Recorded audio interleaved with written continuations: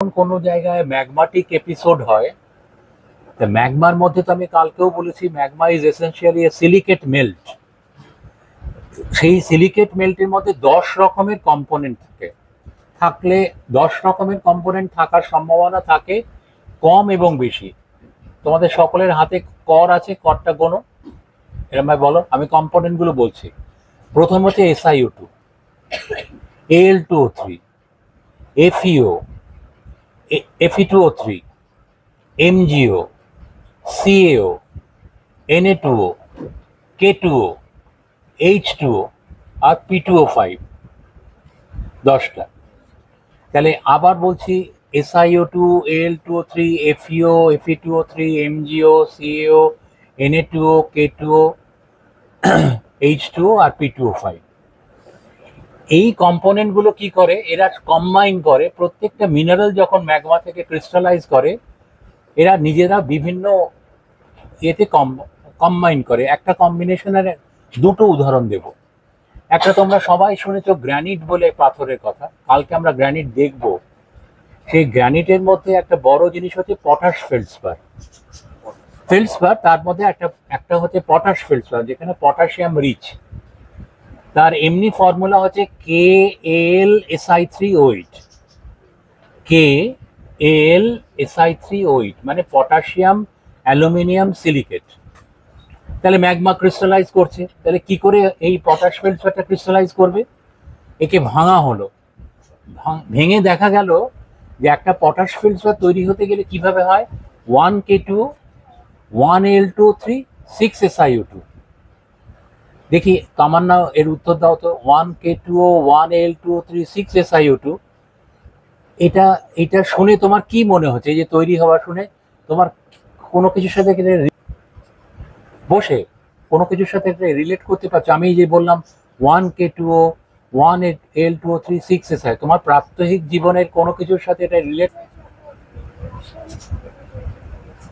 হ্যাঁ হ্যাঁ, রাসায়নিক সংগঠন নিয়েই তো বলছি, কিন্তু আমি বলছি কোনো একটা প্রাত্যহিক জীবনের কোনো একটা ঘটনা যা আমরা প্রত্যেক দিনই হয়, এরকম কোনো কিছুর সাথে তুমি কোনো রিলেট করতে পারছো?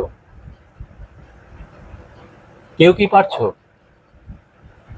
আমরা প্রত্যেক দিন এইরকম 1K2, 1Al2O3 মতো কিছু কোনো জিনিস ব্যবহার করি প্রত্যেক দিনের ইয়েতে। হ্যাঁ, শারীরবৃত্তীয় প্রক্রিয়ার মধ্যে তো আছেই, কিন্তু জিনিসটা আমি সেটা না।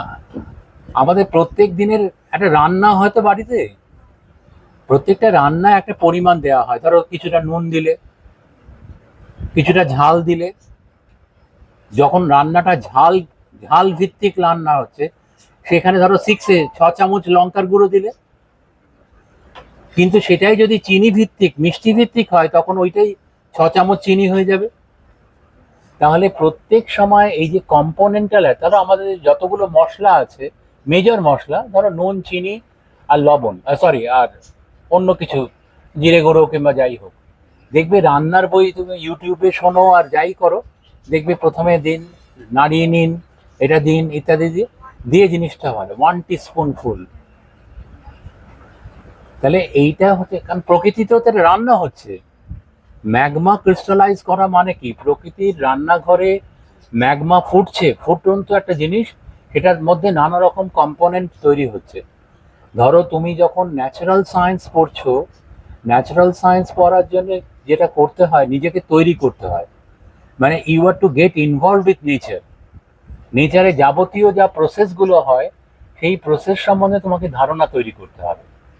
তাহলে ওই সিলিকা ব্যান্ডে ওখানে কি হয়েছিল, ম্যাগমাটিজম যখন হচ্ছে, তাহলে সব কম্পোনেন্ট ইউজ করলো। কেউ K2 অর্থোক্লেস করলো, কখনো Na2O অ্যালবাইট হলো, কখনো পাইরক্সিন হলো, CaMgSi2O6, কখনো অলিভিন হলো, Mg2SiO4, এরকম সব হলো।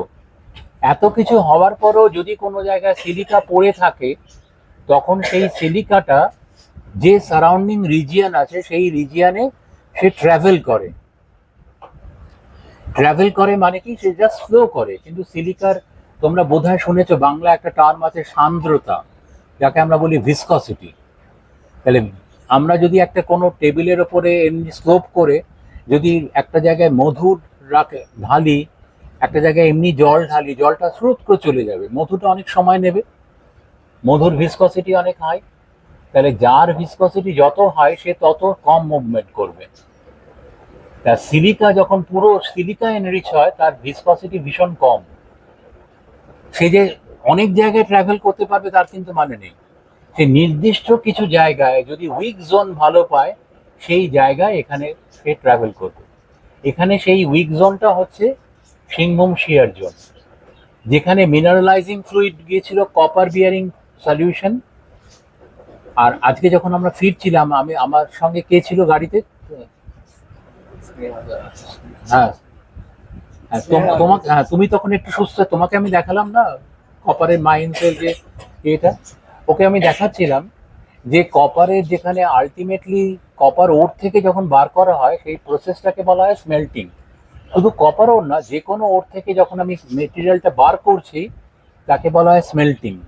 স্মেল্টিং প্রসেসটা কীরকম না, পুরো ওর চ্যালকোপাইরাইট, চ্যালকোসাইট, কোভেলাইট পুরো ওরটাকে জাস্ট গলানো হয়। এই গলানোর মধ্যে এক একজনের মেল্টিং পয়েন্ট এক একটা জায়গায়। ধরো কারোর মেল্টিং পয়েন্ট 1700, কারোর মেল্টিং পয়েন্ট 2500।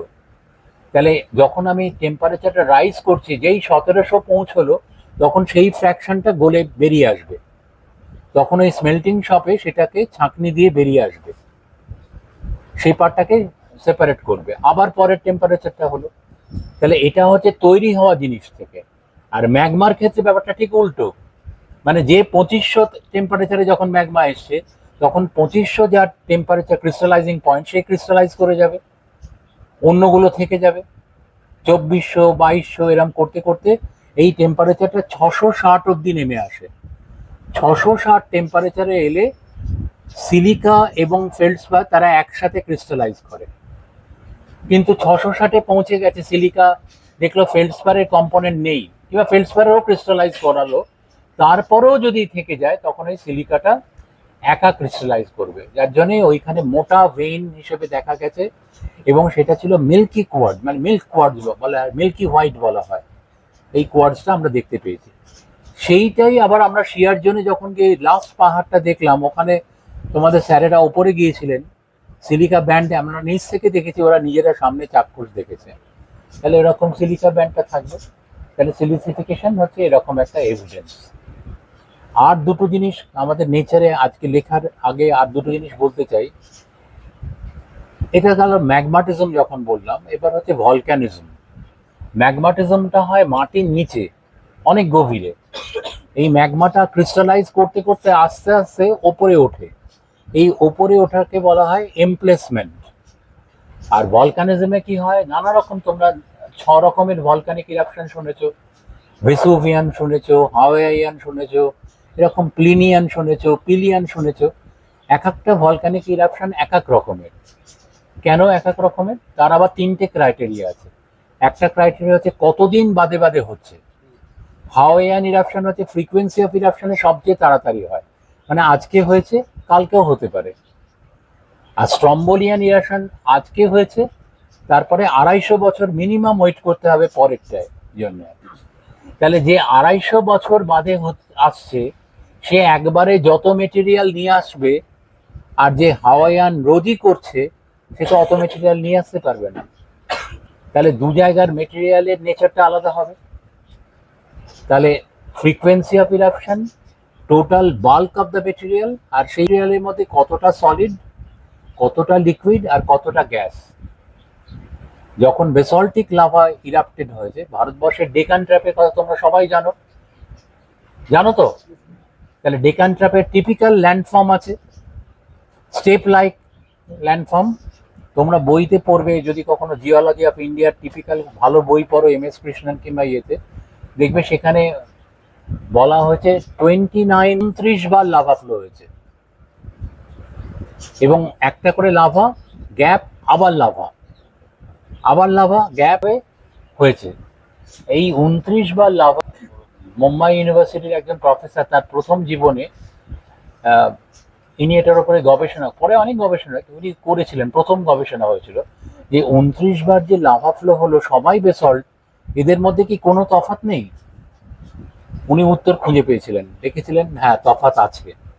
মানে দেখা যাচ্ছিল প্রথম দিকে যে কম্পোনেন্টগুলো বেশি এসছে, পরের দিকে সেই কম্পোনেন্টগুলো কমে যাচ্ছে, আর যেগুলো প্রথম দিকে কম ছিল সেগুলো পরের দিকে বেড়ে যাচ্ছে। তার মানে কি লাভা বিভিন্ন ডেপথ থেকে উঠেছে।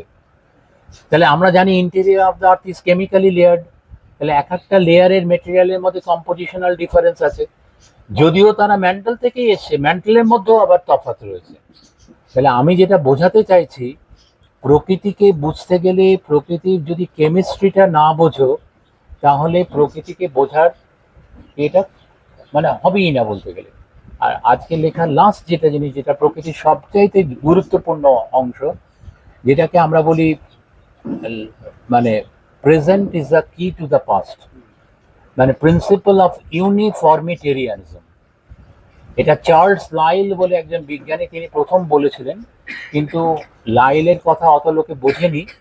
তারপরে লাইলের একজন ছাত্র হাটন, হাটন নিজে ছিলেন একজন ডাক্তার, তিনি কিন্তু অ্যামেচার জিওলজিস্ট ছিলেন, তিনি এটাকে প্রচার দেন, নাম দিলেন প্রিন্সিপাল অফ ইউনিফর্মিটেরিয়ানিজম। মানে কি, উনি বললেন প্রকৃতিতে যা যা ঘটনা আজকে তোমরা দেখতে পাচ্ছ, এই সমস্ত ঘটনাই প্রকৃতিতে ঘটেছে এবং একটা নির্দিষ্ট ব্যবধানের পর পর ঘটেছে, maybe not with the same intensity. ওনার স্টেটমেন্টটা ছিল, whatever geological events that have been operating this days were also operative during the ancient time, but not maybe with the same intensity. মানে তুমি যদি মনে করো আজকে ভলক্যানিক ইরাপশন হচ্ছে, আগে কোনোদিন হয়নি, উত্তর হচ্ছে না, মানে আগেও হয়েছে এখনো হচ্ছে। আবার তুমি যদি বলো আগেই হয়েছে, না না এখন আর হবে কি করে, তার উত্তর হচ্ছে আগে যখন হয়েছে এখনো আবার হবে, কিন্তু হবে ইন্টেন্সিটি একরকম নাও হতে পারে। এই যে ক্লাইমেট চেঞ্জ নিয়ে তোমরা এখন সব জায়গায় শুনছো না, আমি কিছুদিন আগে একটা জায়গায় কনফারেন্সে গিয়েছিলাম ক্লাইমেট চেঞ্জে, আমি একজন স্পিকার ছিলাম, সেখানে সবাই ক্লাইমেট চেঞ্জ হচ্ছে ইত্যাদি ইত্যাদি বলছে। তা আমি বলেছিলাম যে আপনারা সবাই যে কথাটা নিয়ে বলছেন, এটা তো একটা ঘটনা যেটা ঘটারই ছিল আর কি। সবাই খুব হই হই করে উঠলো যে ঘটারই ছিল। হ্যাঁ, এটা তো ঘটারই ছিল, কেন ক্লাইমেট চেঞ্জ যে কারণে হয়, আমরা যদি প্রকৃতির আমাদের ইতিহাসগুলো দেখি, আমাদের কতগুলো গ্লেশিয়াল পিরিয়ড গেছে, আর একটা ইন্টারগ্লেশিয়াল পিরিয়ড ছিল।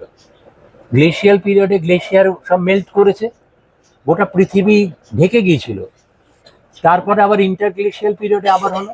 তাহলে এখন যে বরফ গলছে, বরফ গলার জন্য যে তাপমাত্রাটা বাড়ছে, এটা আগেও বেড়েছিল, তখনও আবার এরকম মেল্টিং অফ 10,000 বছর আগে প্লাইস্টোসিনে একটা গ্লেশিয়াল এজ হয়েছে, তাহলে সেই সময় ঘটেছিল।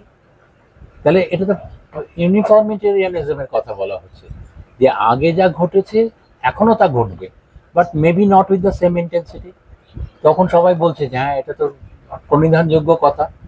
তাহলে যদি maybe not with the same intensity কেন বলছেন, এখনকার চেঞ্জটা কেন অতই হবে না?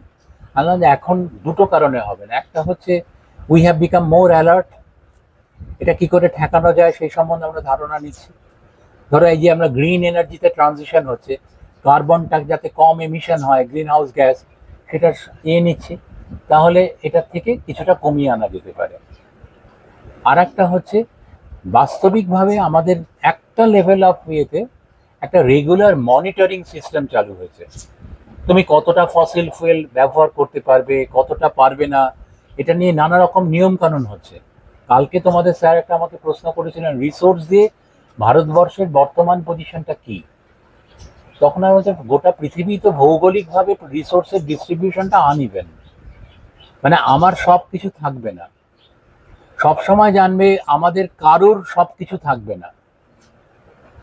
মানে তোমার যদি কখনো কোনো কারোর সম্বন্ধে মনে হয় ও কত ভালো এই জিনিসটা পারে, আমি কেন পারি না, তুমি জানবে সেও নিশ্চয়ই তোমার সম্বন্ধে ভাবছে যে আমার এই বন্ধু ওটা কত ভালো পারে, আমি কেন পারি না। কারণ আমরা সবাই সব কিছু ভালো পারবো না, এটা প্রকৃতি আমাদের এইভাবে তৈরি করেছে। হ্যাঁ, কিন্তু যেটা আমরা সবাই যেটা করতে পারি, আমরা সবাই কিন্তু আমাদের হাতে যেটা আছে, ভালো মানুষ হওয়া, to be a good human being, প্রত্যেকের সঙ্গে একটা ভালো ব্যবহার করা আমার হাতে। প্রত্যেকের বিপদে পাশে দাঁড়ানো আমার হাতে। হ্যাঁ, সেটা কিন্তু আমরা করতেই পারি, কিন্তু আমরা ইচ্ছে করলেই হেমন্ত মুখার্জির মতো গান গাইতে পারবো না। হ্যাঁ, আমার এক সময় ভীষণ কষ্ট ছিল যে হেমন্ত মুখার্জির মতো গান গাইতে পারি না। তখন আমাকে একজন আমার স্যার বোঝালেন, দেখ হেমন্ত মুখার্জির সাথে কথা বল, উনিও কিন্তু তোর মতো জিওলজি জানেন না। তাহলে ওনার হয়তো কথা বললে উনি বলতেন যে ও তুমি জিওলজি পড়াও, দেখো আমার এক সময় খুব ইচ্ছে ছিল জিওলজি নিয়ে পড়া, কি যে হলো গান গাওয়া শিখে গেলাম। তাহলে প্রত্যেকের মধ্যেই কিছু আনটোল্ড দুঃখ থাকবে, কিন্তু জানবে তোমার যে জায়গাটা, পোটেনশিয়াল জায়গাটা, এটা কিন্তু তোমারই, এটাকে এক্সপ্লোর করতে হবে। আমরা যে স্কুলে পড়তাম সেই স্কুলের মটো ছিল আত্মানাং বৃদ্ধি, মানে নিজেকে জানো। নিজেকে জানার সবচাইতে বড় হচ্ছে তুমি কোন জায়গায় তোমার ভালো লাগা মন্দ লাগা এবং কোন জায়গাটা তোমার উৎকর্ষতার জায়গা, সেটাকে তোমাকে নিজেকেই আইডেন্টিফাই করতে হবে।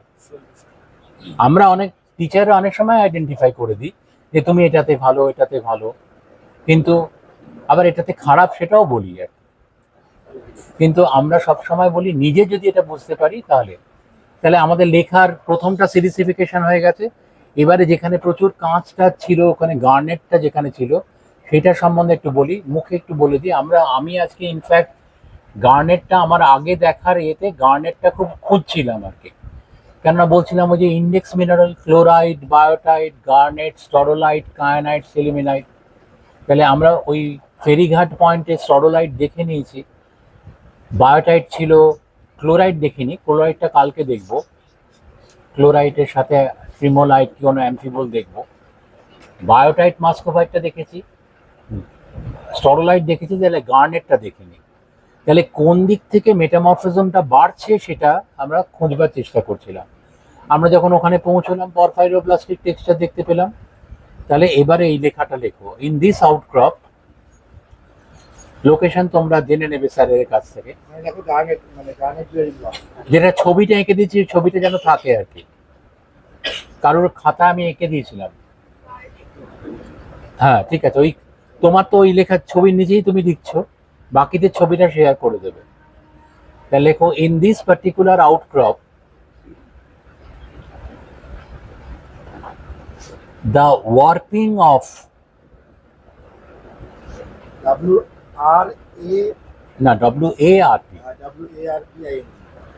ওয়ার্পিং মানে ঢেউ খেলানো, ভাঁজ হয়ে যাওয়া।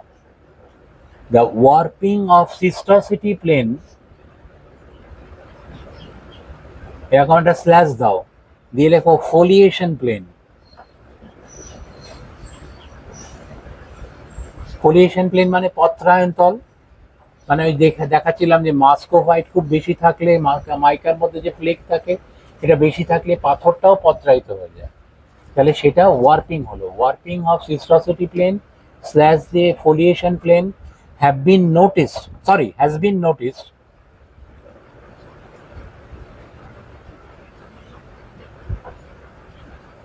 in order to accommodate, কেন ওয়ার্পিং হলো না, in order to accommodate the porphyroblasts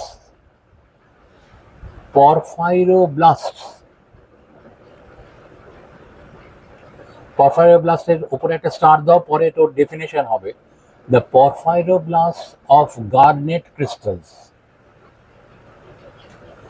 in order to accommodate the porphyroblasts of garnet crystals।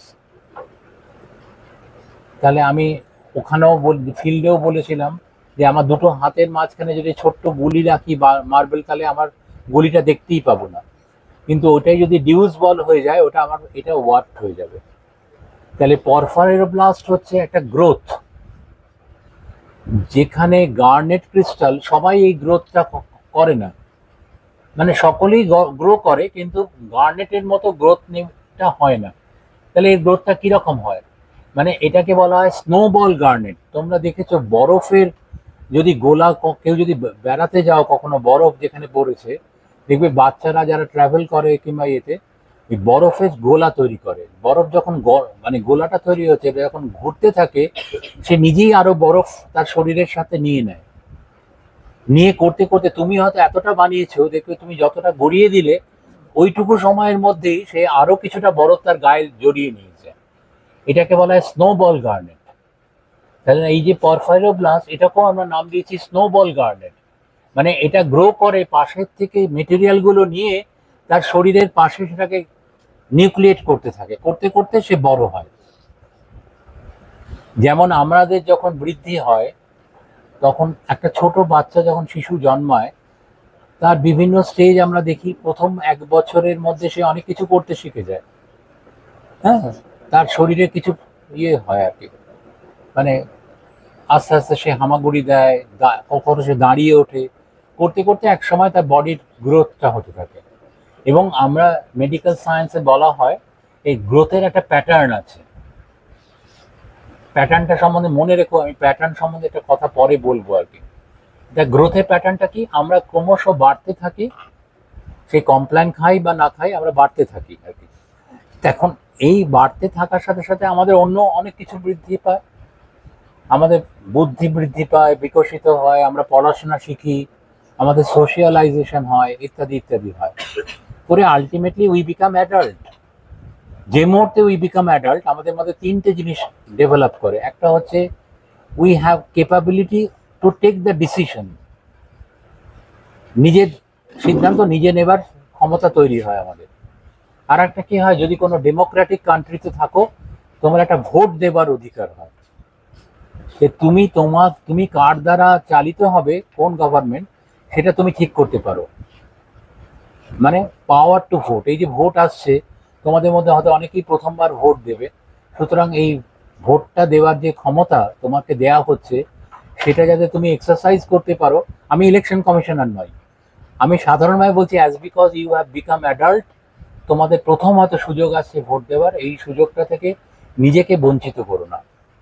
তাহলে একটা হচ্ছে you have the responsibility to take the decision, you have the capacity to cast your own vote as per your decision. আর 3 নম্বরটা খুব important, আমি নিজে মনে করি 1-2-এর চাইতেও খুব গুরুত্বপূর্ণ, সেটা হচ্ছে to identify or to select your ambition. আমার যেদিনকে হায়ার সেকেন্ডারি রেজাল্ট বেরোলো, তখন আমার 18 বছর বয়স হয়নি, জাস্ট কদিন বাকি আছে। আমি আমার ব্যক্তিগত জীবনে আমি আমার বাবা মাকে বলেছিলাম, কালকে রেজাল্ট বেরিয়েছে, তোমাদের কিছু বলার আছে আমার।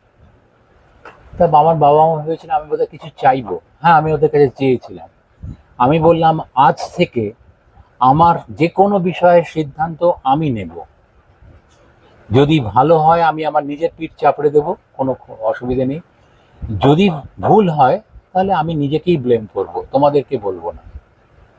তার মানে তখন জিজ্ঞেস করলো কি সিদ্ধান্ত, আনলাম যে আমার সিদ্ধান্ত হচ্ছে আমি কি নিয়ে পড়াশোনা করব, সেটা আমি ঠিক করব, ভবিষ্যতে আমি কাকে বিয়ে করব সেটা আমিই ঠিক করব, মানে যা যা ক্ষেত্রে আমার ডিসিশন আমি নেব আর কি। তাহলে এটা হচ্ছে যে তুমি কি, তোমার অ্যাম্বিশন কি, এটা এখানে ঠিক করে তোমাকে। তার আগে অনেকেই বলবে তুমি এই হতে পারো, এই হতে পারো, কিন্তু once you become adult you take the decision with reference to the surroundings. Surroundings কি চাইছে, একটু আগে তোমাদের নজরুল স্যার তোমাদের একজন বন্ধুকে বলল যে why don't you join military, তখন বাপ্পা স্যার বললেন যে ও কলেজে এনসিসি ইত্যাদি করে।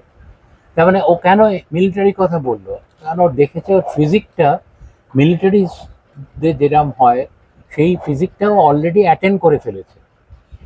এবার যদি ওর মনে একটা ইচ্ছে জাগে যে আমি মিলিটারিতে যাবো, তাহলে সেটাকেও কাজে লাগাতে পারবে। কিন্তু একদম ল্যাক প্যাকেসিং নড়ে যাচ্ছে, এরকম ফোঁ দিলে উড়ে যায়, তাল পাতা সে পায়, সে হঠাৎ একদিন বললো যে I want to join military. তখন যখন ওই হেলথের যেখানে যাবে, তখন বলবো যে তুমি এখনো কেপেবল হওনি, তোমার বডি ওজন মিনিমাম এত হতে হবে, তাই সুতরাং সে তখন ডিসকোয়ালিফাইড হয়ে যাবে।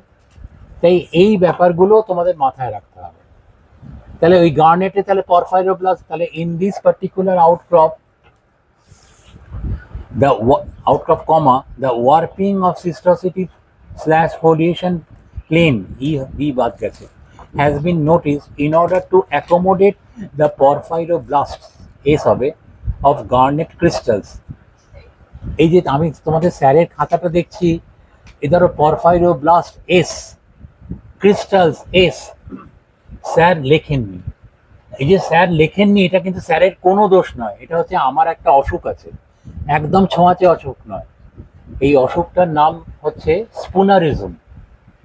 স্পুনারিজমের অর্থ হচ্ছে তিনি যখন কথা বলবেন তার কথার শব্দের শেষ অক্ষরটা উচ্চারিত হবে না, কিংবা হালকা উচ্চারিত হবে, যার জন্য শোনা যাবে না আর কি।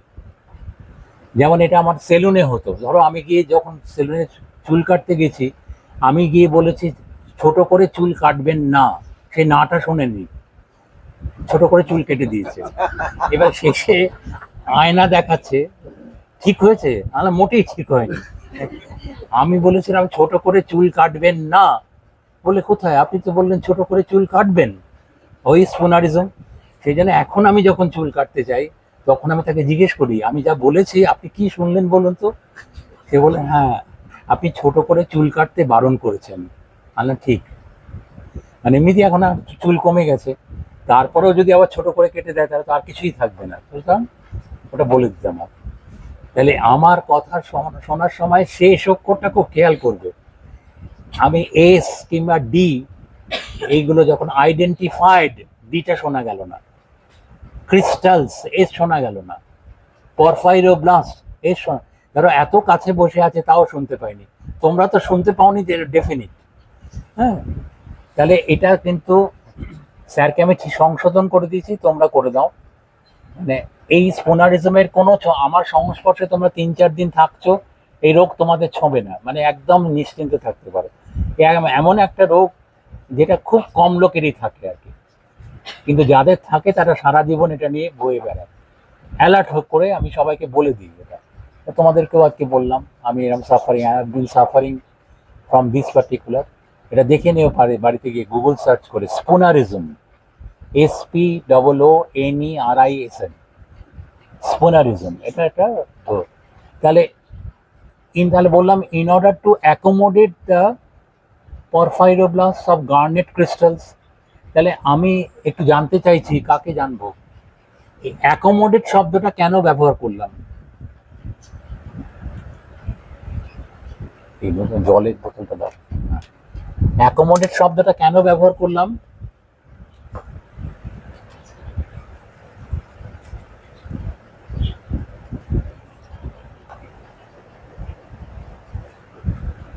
কি বলো কেউ?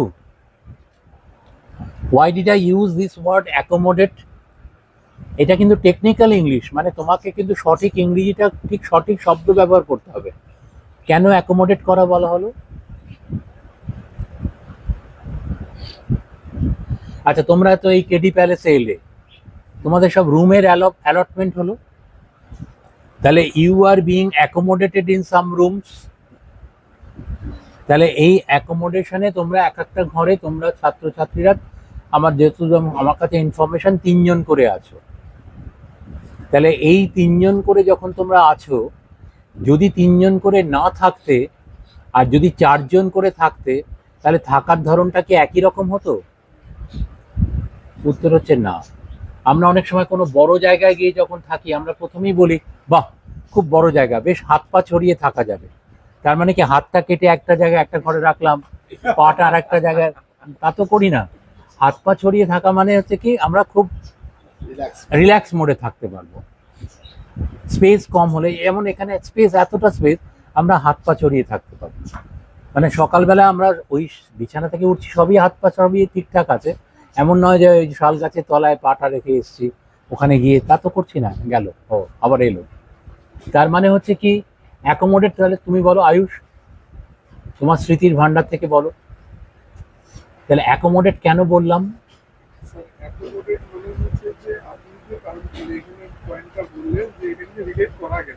কিভাবে করা গেছে?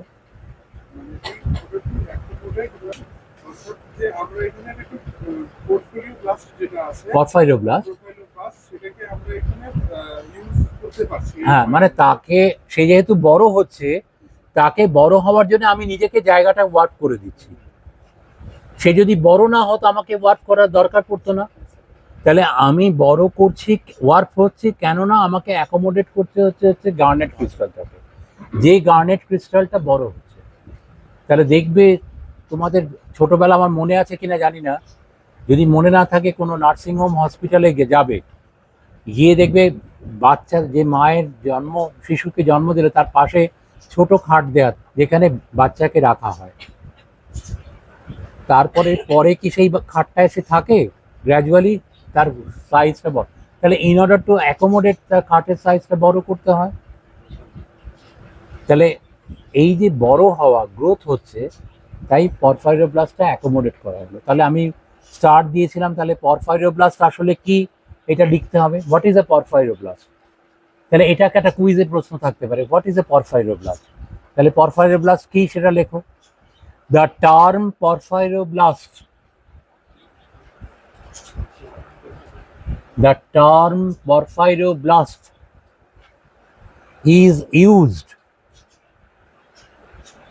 to identify the growth of certain minerals,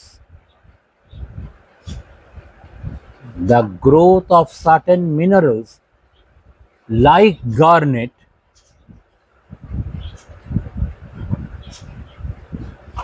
in a continuous fashion,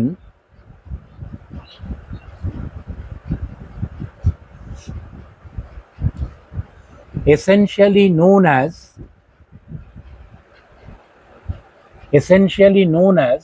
snowballing effect, inverted কমার মধ্যে snowballing effect, স্নো একসাথেই হবে, হাইফেন থাকবে, snowballing effect, BALLING,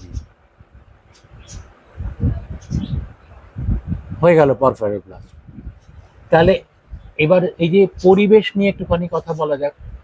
তাহলে গার্নেট, আমরা বারবার বলছিলাম যে ডিগ্রি অফ মেটামরফিজমটা বেড়েছে না কমেছে কোন দিকে, এটা বোঝার জন্য গার্নেটটা হচ্ছে একটা ইন্ডেক্স মিনারেল, এবং গার্নেটটা স্নোবলিং এফেক্ট হয়েছে।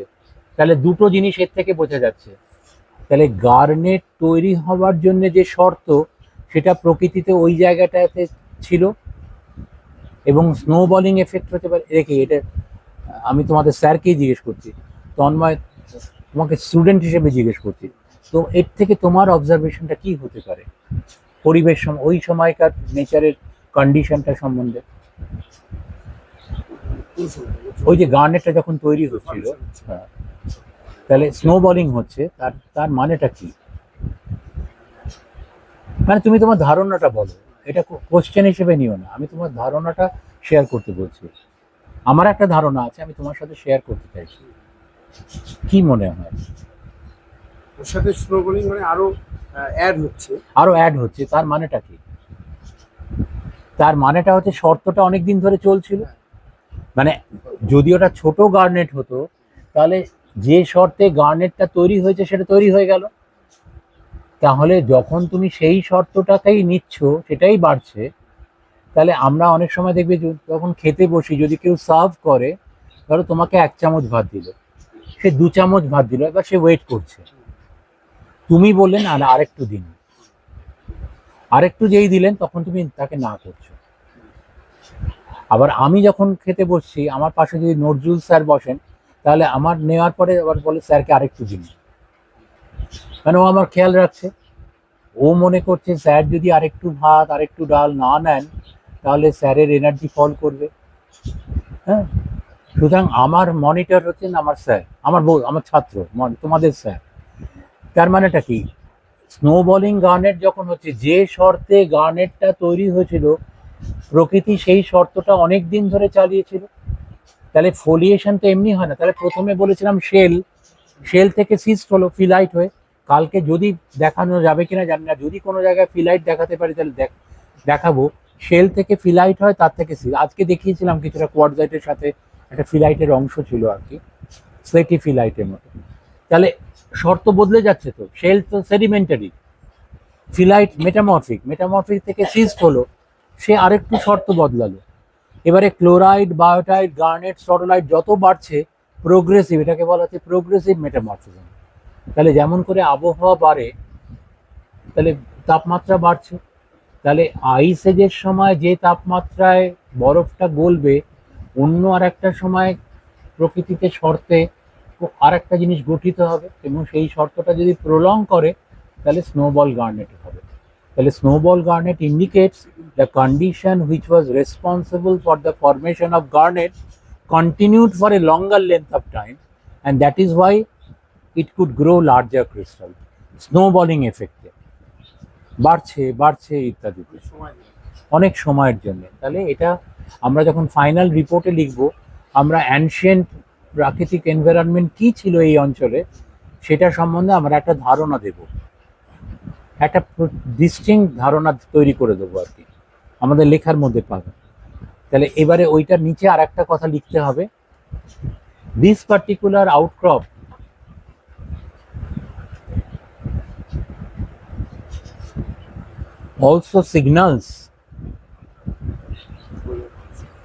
also signals that the degree of metamorphism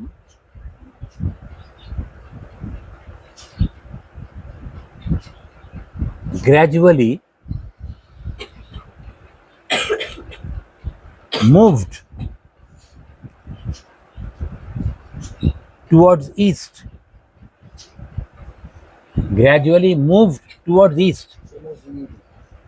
move করেছিল, আবার সেই শেষে ডি আছে, moved, gradually move towards east, ব্র্যাকেটে রিভার সুবর্ণরেখা।